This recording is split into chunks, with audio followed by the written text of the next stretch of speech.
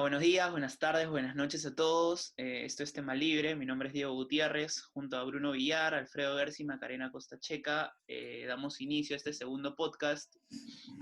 Vamos a tratar el segundo podcast sobre un tema que ha estado en boca de todos en estas últimas semanas, básicamente sobre el control de precios. Vamos a abordar qué cosa es, qué implicancias tiene y daremos un panorama general sobre el tema de las farmacias, ¿no?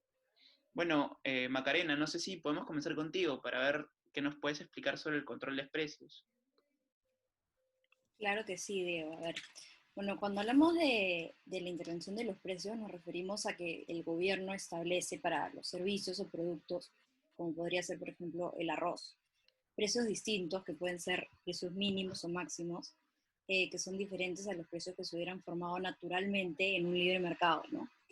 Y obviamente toma todas las medidas para que esto se cumpla, porque evidentemente el control de precios tiene que ir acompañado de muchas otras medidas, incluso algunas que impliquen la coacción, porque va en contra de todo lo que es natural. Entonces es muy difícil asegurar su cumplimiento sin desencadenar toda una serie de medidas intervencionistas. Por ejemplo, cuando se establece un precio máximo para un determinado bien, la producción del producto intervenido disminuye si es que los precios de los factores de producción necesarios para elaborar el producto quedan libres, generando el resultado opuesto al que el gobierno deseaba, que era hacer el bien más disponible, o sea, más accesible a la población, precisamente. Entonces acá al gobierno le quedan dos opciones: o empezar a racionar el bien o decretar precios máximos también para los factores de producción necesarios para elaborar el bien, y así sucesivamente. Lo que pasa con el control de precios es que está lleno de consecuencias indeseadas. Ahora, algo que yo creo que es importante destacar también es que las autoridades que adoptan estas medidas y quienes están a favor del control de precios aspiran a velar por el bienestar de la población. En realidad buscan, en este caso, tras de fijar un precio máximo, defender a los compradores, porque pretenden que las personas puedan adquirir el bien a un precio menor que el que se determina en un libre mercado, haciéndolo en teoría más accesible para todos, ¿no? Entonces, para mí es esencial no cuestionar las intenciones detrás de la medida, sino evaluar si es que aplicar esta medida efectivamente eh, nos va a llevar a alcanzar los objetivos deseados, ¿no? Y yo creo que no, básicamente porque el precio deja de ser un mecanismo para diferenciar a los compradores que tienen la capacidad de adquirir un producto de los que no pueden hacerlo. Entonces, nada, ahora ustedes chicos nos van a poder ilustrar bastante más. Sé que están bastante informados sobre el tema, sobre todo en el aspecto legal, así que Bruno, quisiera ahora escucharte a ti. Y mira, Maga, yo concuerdo con todo lo que has dicho. Y mira, yo lo veo de esta manera, ¿ya? La figura de control de precios nace de una buena intención por parte del Estado para que personas que no pueden acceder a estos productos o servicios considerados caros puedan hacerlo. Entonces, sí, suena muy bonito, pero lamentablemente muchas veces las buenas intenciones suelen acarrear resultados negativos y contraproducentes. Y digo esto porque considero que la aplicación de un control de precios, que supuestamente busca beneficiar a todos los consumidores, lo único que va a generar es un desabastecimiento de los productos esenciales y por ende en el perjuicio de todos los peruanos. Mire, me explico. Eh, Pensemos en las mascarillas, pensemos en el alcohol en gel, en los medicamentos, en los guantes de látex. Todos estos productos han aumentado su precio de manera exponencial en el contexto del coronavirus. Y esto evidentemente lo que ha generado es un golpe fuerte en el bolsillo de la gran mayoría de peruanos. Entonces es en respuesta a esto que el Estado propone un control de precios. ¿Y qué es este control de precios? Básicamente es ponerle un tope máximo o un techo al precio establecido por unos productores. Entonces, por ejemplo, si es que el alcohol en gel valía antes del, antes del contexto del coronavirus el precio de 3 soles y el día de hoy vale 50 soles, lo que va a proponer el Estado es que el precio máximo va a ser como el precio que se encontraba antes del coronavirus, es decir, de 3 soles. Y esto sinceramente suena muy bien, porque, o sea, en el momento en el que más necesito ese alcohol en gel para no contagiarme y protegerme del coronavirus, el Estado me está diciendo, oye Bruno, no te lo voy a dejar a 50 soles como lo dicen esos productores, sino te lo dejo a 3 soles. Pero aquí yo veo un gran problema, y el problema se divide en dos básicamente. Por un lado, en el lado de la demanda, esto es, en el lado de los que compran, de los consumidores, y otro problema en el lado de la oferta. En la oferta es de los que ofrecen el producto, de los que la venden. Mira, en el lado de la demanda, ¿qué es lo que ocurre? Si es que dejamos que el precio se mantenga en 3 soles, lo que va a ocurrir en un contexto en el que casi todo el Perú quiere ese producto, es decir, hay una gran demanda en buscar, en comprar ese producto, lo que va a ocurrir es que los que tengan mayor capacidad adquisitiva y los que lleguen primero al local van a comprarse todo. O sea, eso es básicamente, si es que yo hoy en día necesito ese alcohol en gel y tengo capacidad adquisitiva y llego primero, no me voy a comprar uno o dos alcoholes en gel. Me voy a comprar 10, 20, 30, y así el segundo, y así el tercero, hasta que el quinto o sexto acaben con el stock de la tienda. Entonces, ¿qué es lo que va a generar este control de precios? Que la gran mayoría de personas que necesitan uno o dos potes no encuentren nada porque los que llegaron primero y los que tuvieran la capacidad adquisitiva de comprar todo, se lo van a comprar todo. Y esto ocurrió exactamente con el tema del papel higiénico. La gente entró en histeria colectiva y compró a por montón el papel higiénico. Entonces, y bueno, menos mal dejaron esta idea, pero si es que continuaban así, el precio iba a aumentar. Y bueno, por el otro lado, en la parte de la oferta, ¿qué es lo que ocurre? Y acá ocurren dos fenómenos. ¿Y qué es lo que pasa? Cuando normalmente el precio aumenta de manera drástica, este precio naturalmente funciona como un incentivo para que personas externas al rubro busquen invertir en el rubro. Es decir, si tú me dices que el precio estaba a 3 soles antes y no me interesaba invertir, pero me dices que ahora está a 50, esto va a servir naturalmente de un incentivo que yo, tercero, ingrese en el mercado y empiece a producir. ¿Esto qué va a generar? Va a generar que si es que el producto, es decir, la oferta era mínima y había mucha demanda, yo al entrar, porque el precio es atractivo, voy a empezar a producir más. Es decir, va a haber más oferta, voy a producir más, y esto va un poco a equiparar con la demanda y van a reducirse los precios. Pero si tú congelas el precio, si tú controlas el precio, no vas a hacer que esta gran cantidad de gente que puede intervenir lo haga. Entonces vas a mantener que la oferta sea reducida en cuanto a la demanda. Pero por otro lado, también los que ya se encontraban en la producción del alcohol en gel, también va a haber un problema, pues porque si tú le dices a él que ya no venden 50, sino venda 3, hay un gran desincentivo en vender. Pero aún así, hay otro problema, que es que al día de hoy probablemente ya ni siquiera a esos productores les convenga vender a 3 soles. ¿Por qué? Porque fácil, al día de hoy ya es más caro producir por las restricciones que hay por el gobierno. Ya es más caro el transporte. Entonces, inclusive al día de hoy, probablemente los 3 soles ya ni siquiera les sea rentable. Entonces, ¿qué es lo que está generando este control de precios al final de cuentas? Que por el lado de la demanda, la gente compre masivamente y hay escasez, y por el lado de la oferta, ya no produzca el producto. Entonces, al final, lo que vamos a concluir es que puede ser una muy buena intención, pero lo que va a generar es todo lo contrario. Alfredo, te vi que Sí, querías decir algo. Bueno, sí, Bruno, estoy muy de acuerdo con lo que estás diciendo. O sea, esta idea de que el control de precios lo que genera es que hay un incremento de la demanda por este hecho de que artificialmente el Estado supuestamente te dice que ciertos medicamentos que estaban muy caros ahora tienen que ser vendidos a un menor precio. Entonces sube la demanda, pero a la misma vez baja la oferta porque estos vendedores o productores o comerciantes que de repente antes veían un margen de ganancia muy alto, ahora ven este margen disminuido, entonces hay un desincentivo a ofertar estos productos y como tú mismo has dicho, en esta pandemia hemos visto que la cadena de distribución de los productos también se puede incrementar por todas estas restricciones sanitarias, por todos estos problemas que se están viendo en todo el mundo, verdaderamente, ¿no? ¿Qué genera esto? Genera escasez. ¿Y qué pasa cuando hay escasez? Hay pocos productos y esos pocos productos, la gente va a estar dispuesto a pagar por esos pocos productos a un precio muy elevado. Pero como hay este tope impuesto por el gobierno que te dice cuánto puedes vender, eso significa que se genera un mercado negro. Entonces, como hay pocos productos y la gente naturalmente está dispuesta a pagar mucho por esos productos y el precio del Estado no se coindice a este precio que la gente está dispuesta a pagar, entonces la gente recurre a este mercado negro. Y es lo que hemos visto a través de toda la historia. Esto lo podemos ver en Venezuela, cuando se quiere regular o poner topes de control sobre productos básicos como el pan, la leche, el papel higiénico. También hubo una escasez muy grave de papel higiénico hace poco en Venezuela. Pero eso es lo que también hemos visto en toda la historia. Lo hemos visto en Roma, en la época del emperador Diocleciano, en el año 300, hay historiadores que señalan que eso fue una de las causas de la caída del Imperio Romano. Lo vimos en la Revolución Francesa a través de la ley del máximum general. También fue un desastre. Entonces, la pregunta es, si es que ya tenemos la data y tenemos los presentes históricos que nos demuestran que el control de precios genera una escasez en el mercado, y después esta escasez en el mercado genera mercados negros, entonces, ¿por qué es que seguimos proponiendo estas propuestas que han fracasado reiteradas veces en el pasado, ¿no?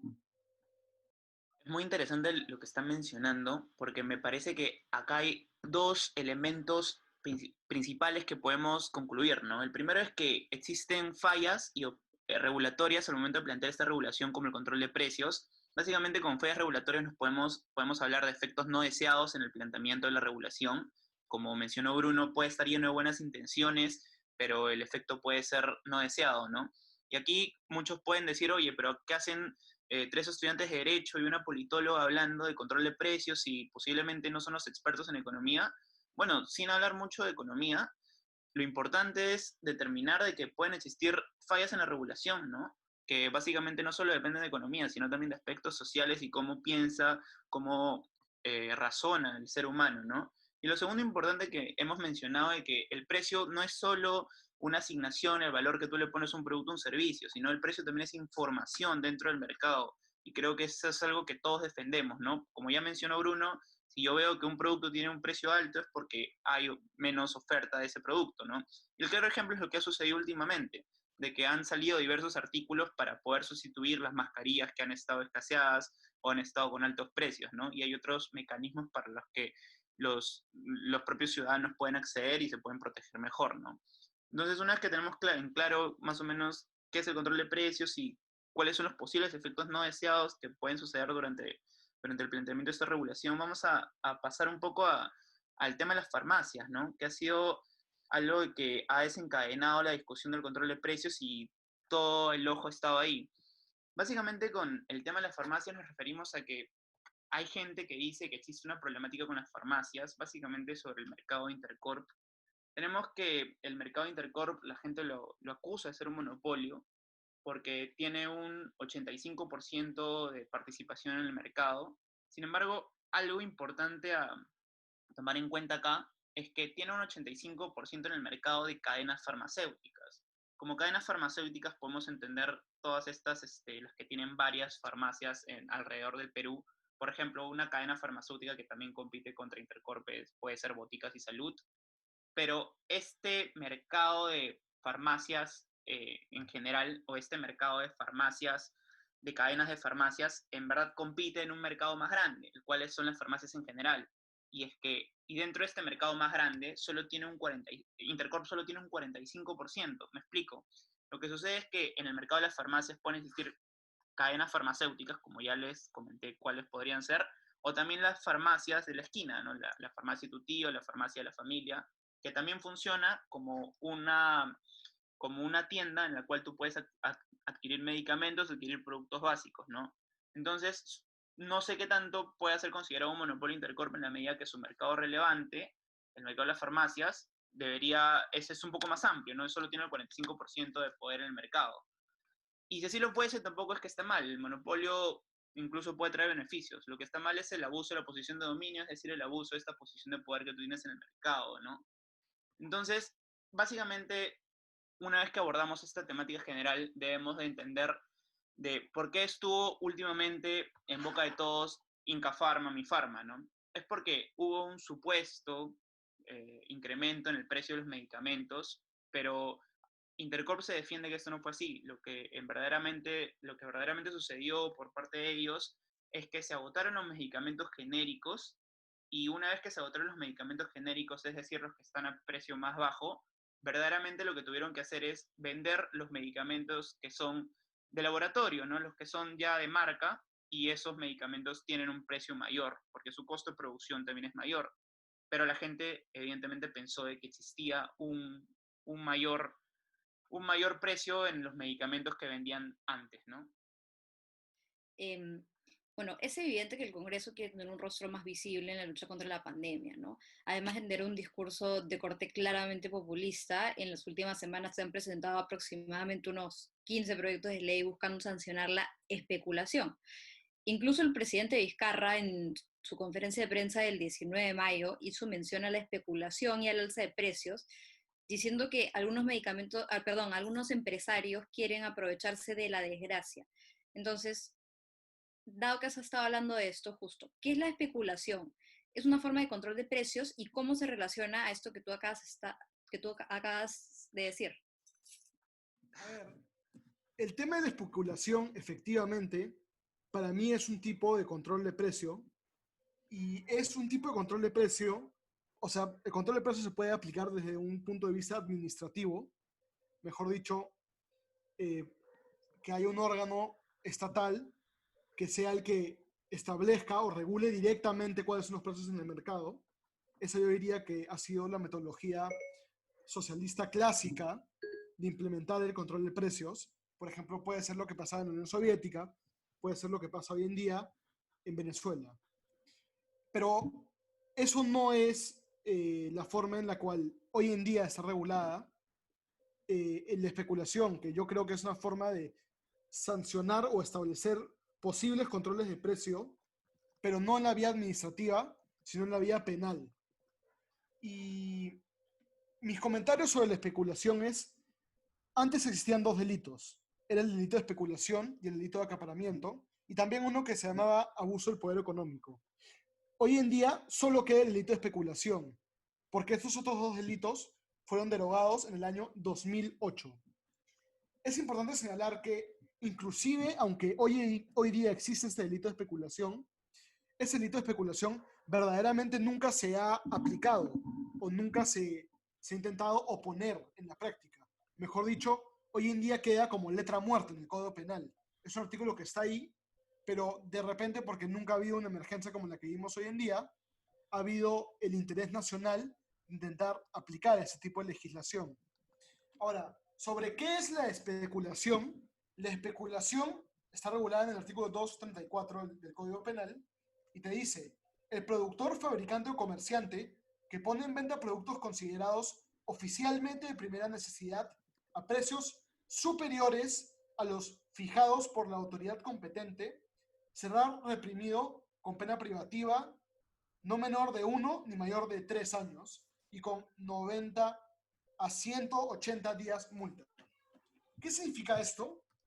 Eso significa que es un tipo de control de precio, dado que te dicen que la autoridad competente va a establecer un precio máximo para productos de interés nacional, para productos esenciales, y que si es que tú vas por encima, o si es que alguien vende estos productos por encima de este precio fijado por la autoridad competente, entonces esto te gatilla un supuesto de responsabilidad penal.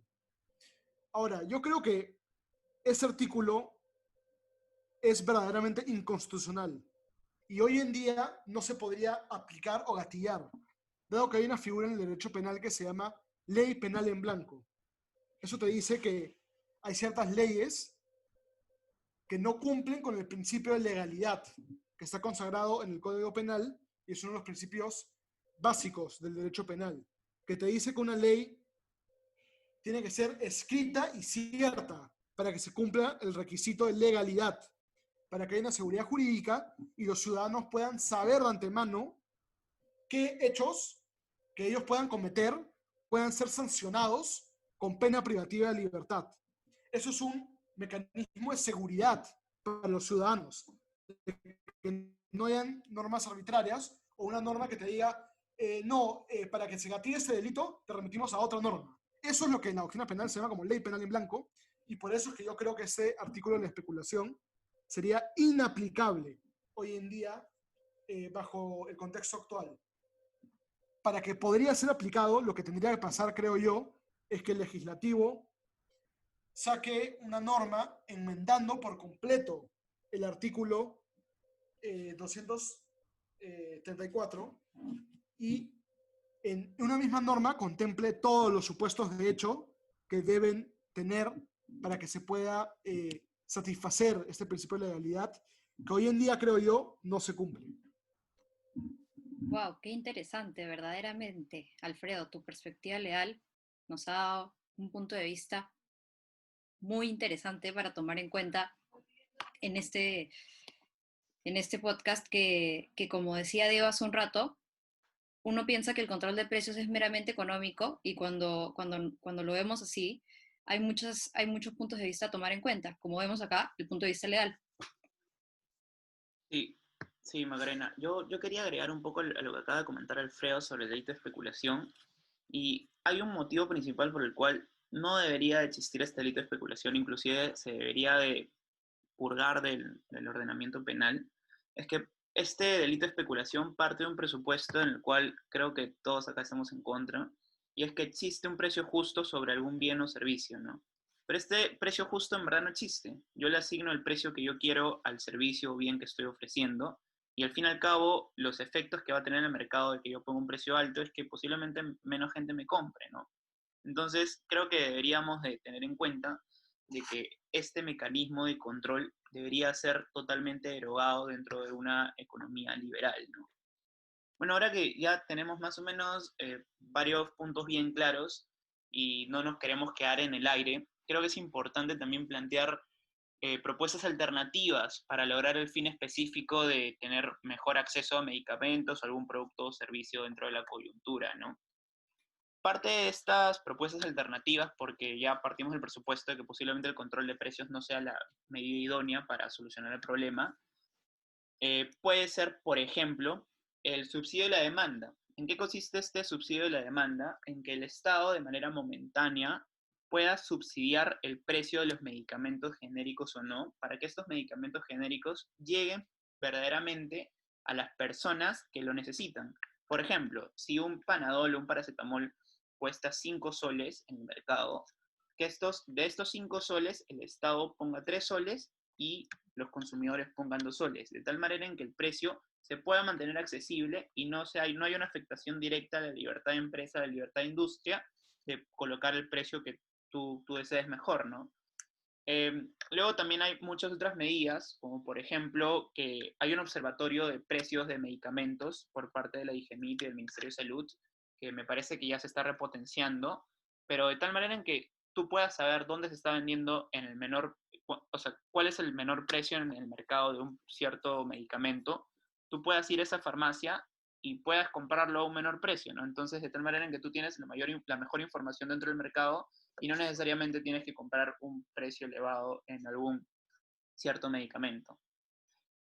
Luego, finalmente, también podemos tener de que el Estado asuma su función de protector y de garante de la salud pública y de que por este estado de emergencia pueda adquirir medicamentos, hacer compras públicas, de tal manera en que pueda ofertar estos medicamentos por los hospitales, ¿no?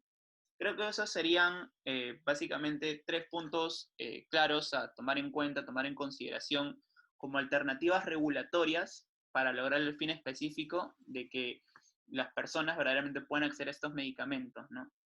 Y bueno, también recordemos de que las grandes medidas regulatorias, el impuesto a la renta, ahora último lo hemos visto con pico y placa, nacen en los momentos en los cuales se plantea que la regulación sea de manera temporal o momentánea, pero se quedan para siempre, ¿no? Y lo podemos ver con pico y placa, que se dijo que iba a ser solo por los panamericanos, pero sigue hasta ahora, me parece. Lo hemos visto con el impuesto a la renta, que se creó en Francia, y hasta ahora es una de las medidas tributarias más importantes.